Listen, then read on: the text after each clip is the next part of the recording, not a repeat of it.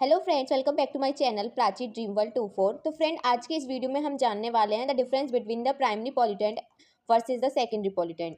So as we know कि these are the types of air pollutants. So what are the primary pollutant? Primary pollutant are entered directly from the sources in the atmosphere. So जो हमारे primary pollutant होते हैं वो atmosphere में direct sources से आते हैं, राइट? जबकि जो हमारे सेकेंडरी पॉल्यूटेंट्स होते हैं are form due to the interaction between the primary air pollutant and other atmospheric components. So जब ये प्राइमरी कंपोनेंट्स ही अदर कंपोनेंट्स के साथ इंटरेक्शन करने लग जाते हैं तो वो फॉर्मेशन कर देते हैं सेकेंडरी पॉल्यूटेंट्स का। इसके अलावा और डिफरेंसेस क्या होते हैं इनमें कि जो प्राइमरी पॉल्यूटेंट्स होते हैं are found the atmosphere in the form they are emitted. Means that कि ये जो प्राइमरी पोल्यूटेंट्स होते हैं ये हमें एनवायरनमेंट में उसी फॉर्म में देखने के लिए मिलते हैं जिस फॉर्म में ये सोर्स से रिलीज होते हैं। वेयर एज जो हमारे सेकेंडरी पोल्यूटेंट्स होते हैं they are the products of chemical reaction. Of course जब प्राइमरी पोल्यूटेंट्स होते हैं वो अदर जो मॉलिक्यूल्स होते हैं, अदर कंपोनेंट्स होते हैं, उनके साथ केमिकल रिएक्शन करते हैं, उन्हीं के अकॉर्डिंग क्या होता है, हमारे सेकेंडरी जो पोल्यूटेंट्स होते हैं उनका फॉर्मेशन होता है। सो इसीलिए जो प्राइमरी पोल्यूटेंट्स होते हैं they can be controlled by man made activities causing pollutions. तो ऐसी एक्टिविटीज जिसकी वजह से पॉल्यूशन हो रहा है, अगर हम उनको कंट्रोल करें तो कहीं ना कहीं हम प्राइमरी पॉल्यूटेंट्स को मैनेज कर सकते हैं। But it is difficult to control the secondary pollutants since understanding the reaction involve the secondary pollutants means that कि अगर हमें secondary pollutants को control करना है तो हमें उन सारी chemical reaction के बारे में पता होना चाहिए जिसके थ्रू जो secondary pollutants हैं इनका formation हो रहा है।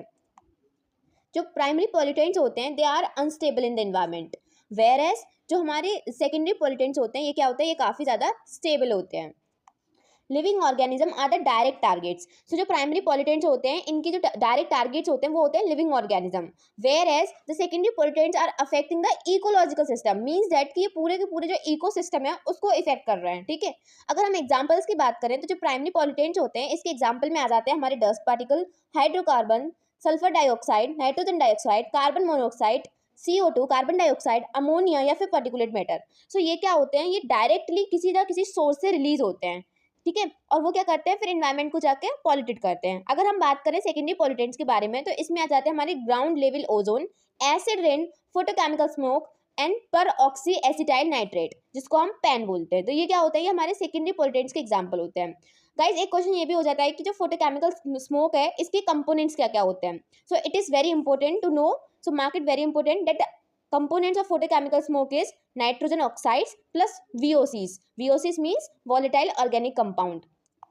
So friend, this is a small video related to the difference between the primary pollutant and the secondary pollutant. I hope you like this video and thank you for watching this video. Do not forget to subscribe my channel and share this video with all your friends. Thank you friend, bye bye.